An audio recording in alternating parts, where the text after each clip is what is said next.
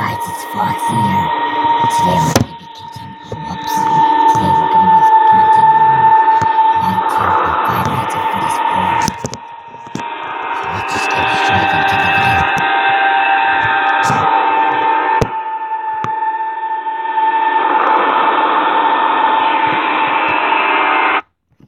And remember, guys, this is a demo, so I can't actually access Night 3, I'm guessing.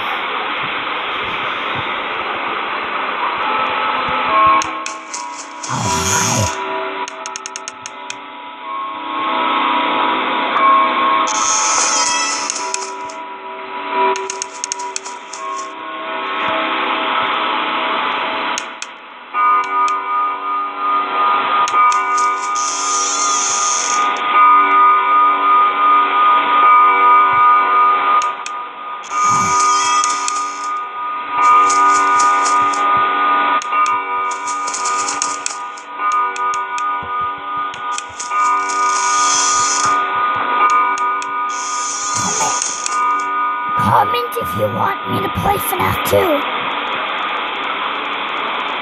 Oh, that sucks.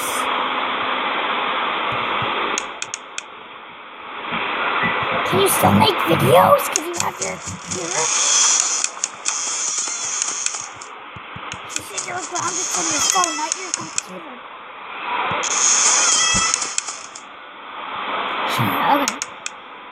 But, comment if you want me to play FNaF 2.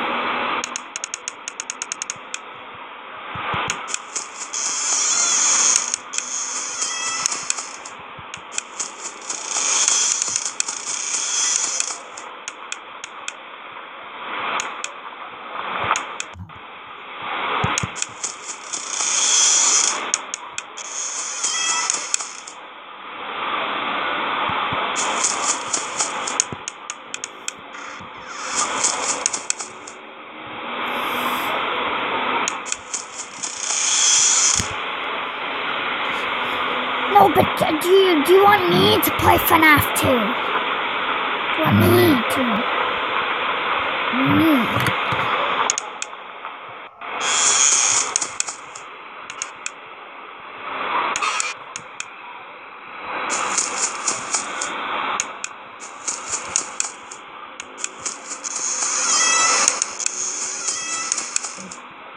Well, that's good. I made it up till 2 a.m.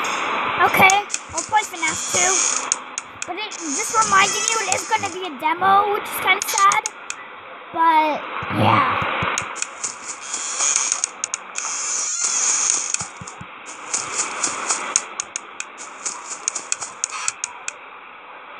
I made it up tonight at 2 a.m., that's good.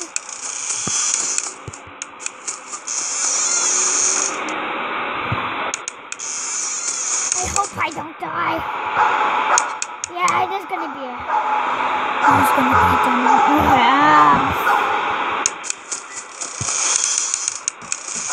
Yes, 3 a.m. I might actually make this night. Damn it! Right when I say that, jeez. Right when I say that.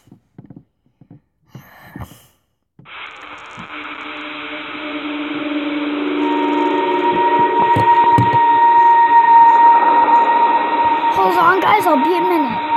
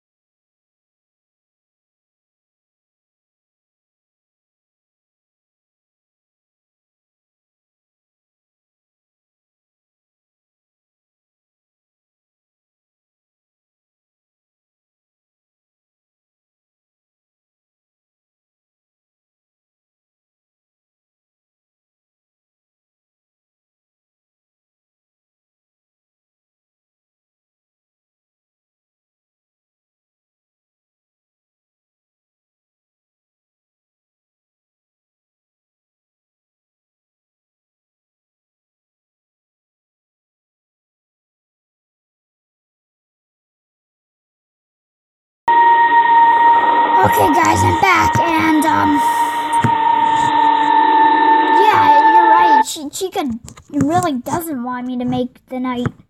Which sucks, because I really do. I really want to play with Plush Trap. If I die on the Plush Trap, I still go to night TV. I don't want to. Okay, let's go over here.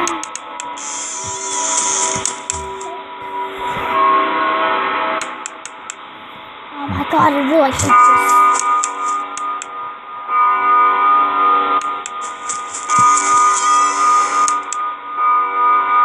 So, who wants me to play FNaF 2 right now? Comments.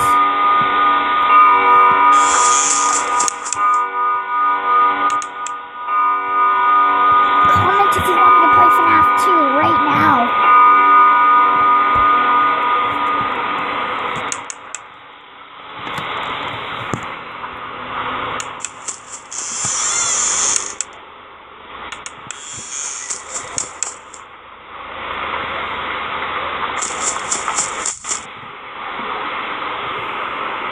Okay. Do you want me to try to finish this night and then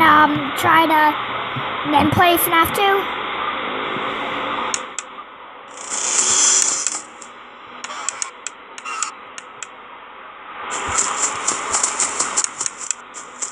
For some weird reason, I really think this Freddy plushie is evil. I think he's actually Freddy in disguise. That's what I think. So, yeah, me too. Okay, but after this, after trying to beat this night, do you want me to play FNaF 2? Does that work?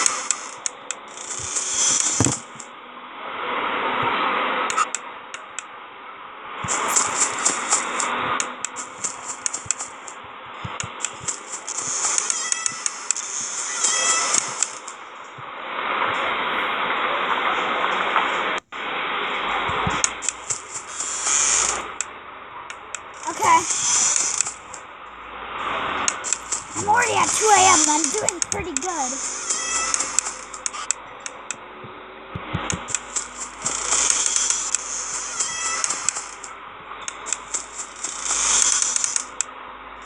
I'm actually doing really good.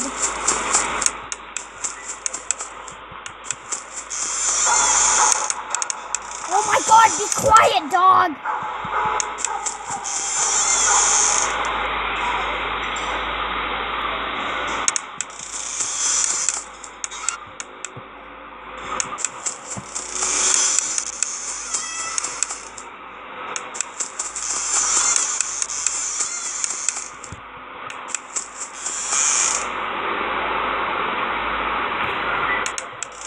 Yes! I'm doing really good. I'm almost at 4 a.m.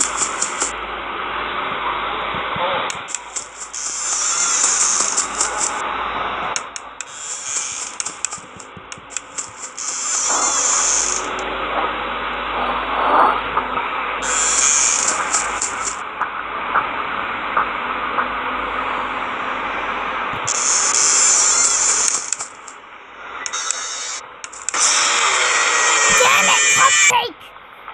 I closed the door on Chica! What the heck? I think I was too late. No! Yeah, Chica killed me.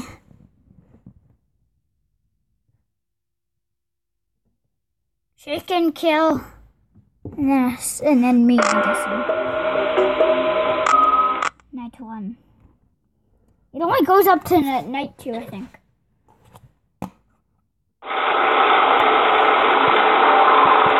I know how to play. Jeez.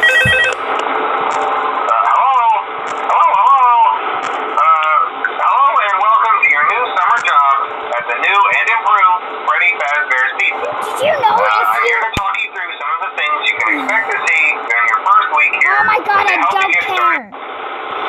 Did you know if you let the puppet out of his box and then check his... I know, me neither. Well, I mean, I do, but I don't like them at all. So, did you know, if you, let the puppet out of his box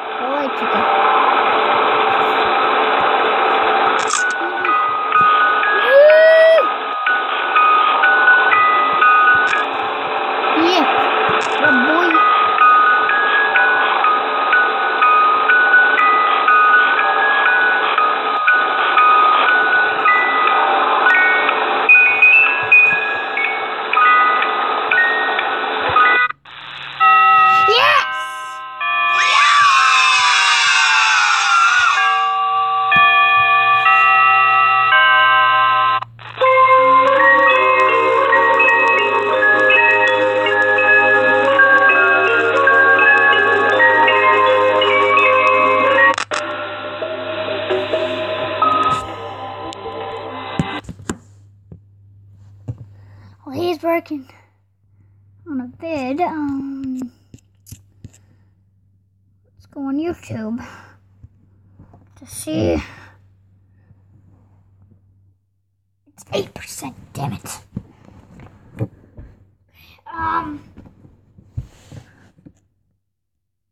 Let's watch this. Sorry, guys. Be right back.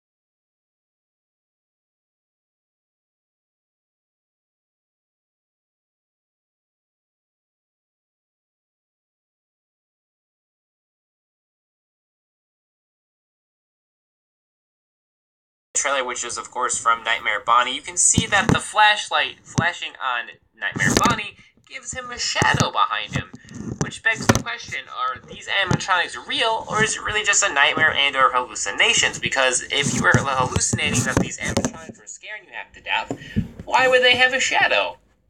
Because that seems a bit weird. And of course for Chica, as you can see if we slow things down a bit as well, if you pay attention to the far left window, as Chica is moving back towards the shadows, you can see that there is a white dot that kind of goes with the flow of Chica when Chica is disappearing.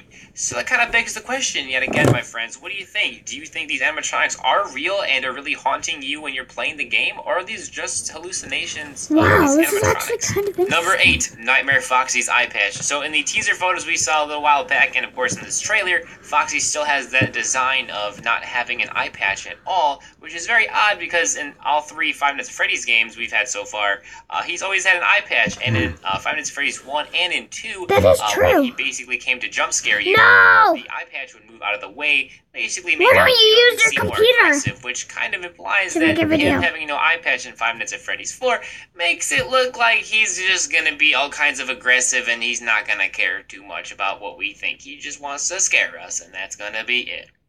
Number 7, no camera system. In the trailer, we never see anything that shows us a camera system, so the question is, do we ever get one, or is it just not shown in the trailer? Because what we can talk about, however, though, is that the fact that we sit in the middle of the room, we get up and close and personal to the doors, looking outside, closing doors, somehow we're able to turn around and look at our bed, and the one thing that's a bit odd is how do we get into that corridor hallway? Oh, but I thought you said you were because grounded that from your doesn't seem like phone. that's a part of a bedroom, so either we have just not been shown a camera system yet, or we have free roaming in FNaF 4, so who knows, we just gotta wait a little bit. Number 6, the Freddy plushie on the bed. So as we can see in the sequence, there are 3 smaller versions of Freddy animatronics on the bed, looking scary as, as ever, and of course they're very fast, but the one thing that's a bit weird is the fact that one of the animatronics stays in the bed, but if we kind of pause the video and brighten it up a little bit, we can see that there is most definitely a Freddy plushie behind this smaller animatronic Freddy. So why is there a Freddy plushie there? Are they guarding it for Papa Freddy, or is it meant to have some kind of actual usage in the actual game? Number 5, the items in the room. So as we can see, if we pause right in the middle of the room, guys, we can see a lot of things are here. In the bottom right, we see a purple robot. Looks very similar to Purple Guy because it's purple, yellow badge. His arm kind of looks like a hand crank. To the left of the closet, we have a toy telephone. So maybe that's a little thing kind of hinting towards Phone Guy, but why does the toy telephone have purple eyes? On top of the tall dresser, there's another fan. But why is the fan purple, and or why is there so much purple in this room? It's a bit weird. Also, on the tall dresser, you can see a little green shirt kind of falling out of one of the dresser drawers. But if you see in the middle of the closet, there's another green shirt. We've seen a character with green before. He's been on some posters, and of course, we saw him in Mangle's Quest. In Five Nights at Freddy's 3, there was a Mangle's Quest minigame, and we saw this, character running away from us as we were trying to play as Mangle. But to duly note, though, obviously, same green shirt, but the location in Mangle's Quest, there's a window, and it shows us that it's nighttime, and it looks very similar to the location of where Plushtrap is in during this trailer. So is Mangle's Quest kind of hinting to the fact of this location the whole time? Is this bedroom owned by Green Shirt and Blue Pants Guy, or is any of this all related back to Purple Guy? Number 4, missing characters. So in the first Five Nights at Freddy's 4 teaser picture, we saw Nightmare Freddy. He is nowhere in this trailer. Same goes for Fredbear, which is a more recent character we have recently seen from Scott teasing us pictures on his website.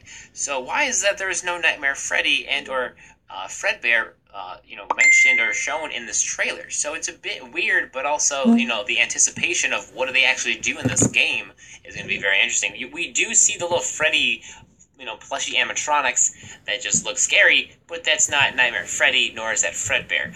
Duly note, there's also no Mangle or Balloon Boy that we see in this trailer, so we have no idea if those characters are going to be in this game or not. So we just have to wait and see.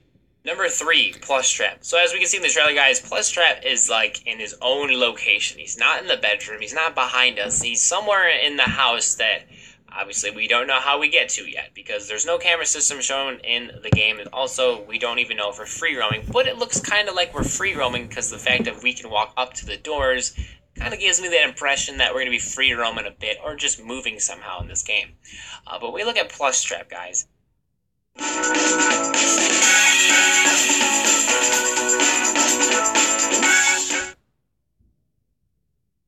He kind of feels like he's the next Marionette of this game. Why do I say that? Well, because if you think back to Marionette, there was the music box. Well, if you look at Plushtrap, if you kind of pause the image real quick, you can see that there's a 50 in the top right-hand corner of your screen. So my logic tells me that maybe that 50 is going to be a countdown, because it does go down in the trailer. It does move like one number, but it goes down to 49. So it makes me want to believe that, obviously, that, I'm guessing that maybe flashing the light on Plushtrap makes him go back and sit up in the chair, because it's kind of what he does. Obviously can't tell you for sure, but this is just my guess, is the fact of somehow we're going to have to be able to get to where Plushtrap is, flash the flashlight on him, and hopefully that resets him for walking to the X marks the spot type deal thing.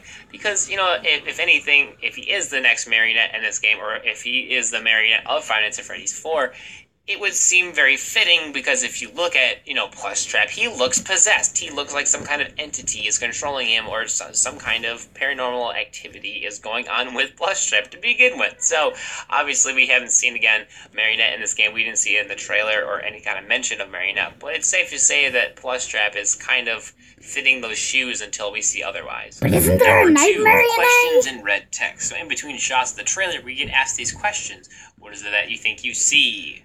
What game do you think you're playing? And what have you brought home? A lot of these questions, I feel like they're asking to a person that just doesn't know how to answer them, or isn't aware of what these questions are doing towards the person. More or less the regards of the person that it's being asked to has no idea his actions are causing some kind of severe consequences, and that's why these animatronics may be haunting him while we're playing through Five Nights at Freddy's 4. The one question I really like the most, and I feel like kind of ties into what I mentioned earlier in the video, is that what is that you think you see? If you guys remember the fact of when we open the door and Bonnie scares us when we flash the flashlight on him, why is it that Bonnie has a shadow behind him? If he wasn't real, if he was a nightmare or just a nightmare, and or if Bonnie was a hallucination, he shouldn't have a shadow behind him. But if he's real, that makes sense of why he has a shadow behind him when he comes to scare us. Same goes for Chica, of how when Chica disappears back into the hallway, the fact of we see a little reflection on the window. So when it comes to these questions, I feel like it's all about the character we're going to be playing as, and or the fact of, what we see in front of our eyes, is that really real or not? Number 1. So in previous games, we have found out who we were playing as at the very end of once we beat the game. Obviously, this is just a trailer, and we kind of just have to make assumptions of what we've actually seen in the trailer. Obviously, the biggest giveaway is that, of course, we are in a different location. Number two, we're mainly in a bedroom that looks like it's meant for a child. So we're definitely probably playing as a child because just the fact of how the room looks, all the toys, it's a dead giveaway. But the big thing that kind of gives it away is the fact that when we go close the door, when we see Chica in the hallway, as you notice again, we're looking up at the doorknob. We're not just grabbing it and shutting it. We're looking up at it to grab it and then shut it. So it really kind of, drives the argument home that we're playing as some kind of kid in Five Nights at Freddy's 4 that is either going through some kind of nightmare hallucination or he's really experiencing all these crazy animatronics giving him the worst day of his life, or more or less worst night of his life, because it's nighttime. Some obvious things we could, kind of assume and guess of what character we're playing as is maybe this is green shirt, blue pants guy, maybe this is purple guy, or maybe this is purple guy's kid, as some people have suggested to me. But realistically, we won't know until the game comes out. But that's pretty much a lot of the things we can kind of, take for consideration for everything we have seen in this trailer as to who are we playing as in Five Nights at Freddy's 4. So guys, if you enjoyed the video, make sure you guys, of course, flick up that like button for me. If you did enjoy the video, make sure you guys subscribe to the channel if you're brand new. And of course, comment down below if I missed something in this top 10. For some reason, everybody thinks butterflies are better than moths. We make children's books about butterflies, we use them as metaphors of change. You might be an ugly caterpillar now, but soon you'll grow into a beautiful butterfly. We go into fields and frolic around trying to catch them, and some people even have a collection of them. Granted, the people who do collect them do so by impaling the butterflies. But whatever, it's still a compliment. How many other insects can say that they get this much affection? Maybe praying mantises. Where I come from, every time you see a praying mantis, you have to point it out like, "Whoa, guys, look, a praying mantis!" And then you just look at it. Anyway, back to the point. Moths, on the other hand, are like the white trash versions of butterflies. Even though moths and butterflies are practically the same creature, for some reason we give moths a bad rap. We laugh at them for flying into light bulbs. Butterflies would do that too if they want to sleep at night. Moths are so attracted to bright light that they'll follow it even if it kills them. You might think that this sort of behavior makes them stupid, but I like to think that this just shows how dedicated they can be. We also get mad at moths for eating our clothes, but if butterflies like the taste of our clothing, they wouldn't hesitate to chomp down on our laundry. Actually, butterflies probably think that they're too good for your clothing. They only eat the fine things in life, like flowers. You hear that? Butterflies think they're too good for your t-shirts. In Arizona, we have your normal run-of-the-mill moths, you know the type, small, gray. They look like a paper airplane made by someone who didn't know how to make a paper airplane. But we also have a moth called the white-lined sphinx moth. And these moths are like the Godzilla of the moth world. Which, actually, I'm pretty sure there is a giant moth in the Godzilla world.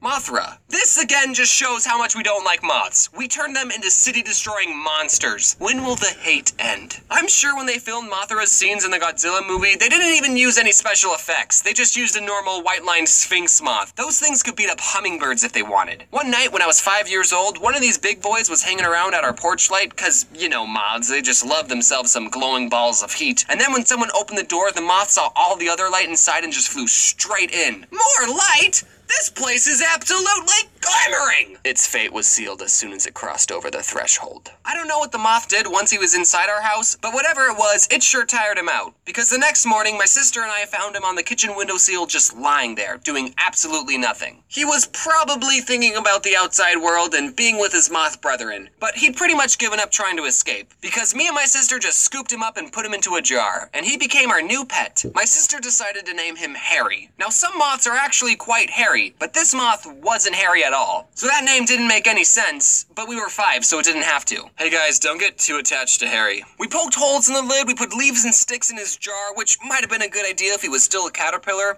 but I don't think moths eat leaves.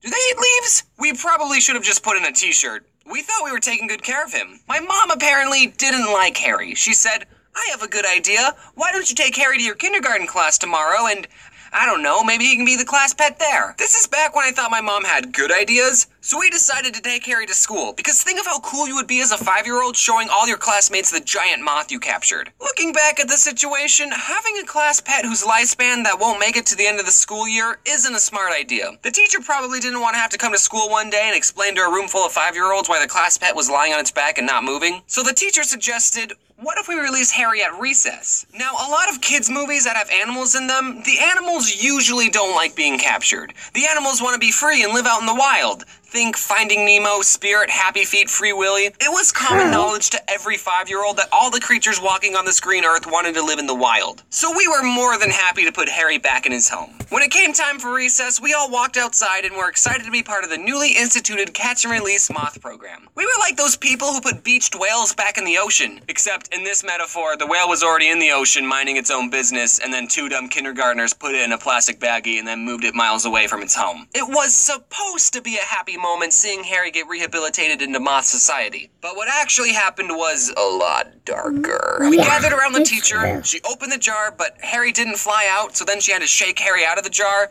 We've already established that Harry isn't that smart. Eventually, he finally understood that he was free. The whole sky was waiting above him. He flew upward, wings fluttering, ready to reclaim his moth life. Well, turns out there's a good reason giant moths only come out at night. And that's mostly because of camouflage and the fact that their predators are asleep. Harry had neither of those advantages at our playground in the middle of the day. Not 10 seconds had gone by when a bird from a nearby tree swooped down and grabbed Harry in its beak. Harry was a free moth for a good 10 seconds before his painful, inevitable death. Immediately, the entire kindergarten class began screaming. My sister ran after the bird, demanding that he released Harry. Unfortunately, birds don't listen to those sorts of demands. Am I right, Jaden? Ari, sit. Ari, roll over. Ari, stay. No. Speak. So then the teacher had to give us the talk about how nature is a lot scarier than it is in the movies. Basically, the circle of life involves a lot of death. But on the bright side, we totally made that bird's day. He was just sitting in a tree, probably wishing Arizona had more worms, and then boom, free meal. I wonder what I'm going to eat. Whack. For all we know, that could have been the bird's first time eating a moth. I'm sure that bird told all of his bird friends and they totally didn't believe him. Dude, I just caught a moth. Like one of the big ones, yeah. I know they're nocturnal, but it was just flying around in the middle of the day. No, I'm telling the truth. Dude, there were like 30 children who all saw me. Ask any one of them and they'll tell you I caught that moth. I don't remember what happened for the rest of the day during school, but I'm pretty sure we didn't get much done. When we got home, me and my sister tearfully told my mom about how Harry had met his doom. My mom said that she was trying not to cry, but I think she was lying. I don't think she was as emotionally attached to Harry as we were. Harry was only a part of our lives for a couple of hours, but years have passed and me and my sister still talk about Harry. Just randomly in conversation, one of us will ask, "Hey, do you remember Harry?" Yeah. And now a random moth that died 15 years ago will be remembered forever in our hearts. If only Harry was alive to see what he would have become. I want to share with you some pictures I've saved in Harry's scrapbook. Here are Harry's baby pictures. Here's Harry's first apartment. And here's the last thing Harry ever saw. I will remember you. Will you remember me? Do. I don't know the rest of this song, so I'm just gonna stop right now. Hey, what's going on, fellow teens? I'm doing something a little different for this end card. I'm doing this face cam video because I want you to get used to my face and what I look like. Why am I doing that? Because I'm going to VidCon, baby. I'm a featured creator, so if you're going to VidCon, then be on the lookout for this. Also, I changed my channel name recently. I used to be The Odd Ones Out Comic. Now I'm not. Since I changed my name, the plaques that YouTube sent me are wrong now, so I fixed them. I still haven't hung them up yet. Anyway, that's all I wanted to say. Thanks for watching, and wear your... There's no seatbelt. What a rascal. Oh, what are you doing? Speak. Okay guys, that's going to be the end of the video. I hope you like it.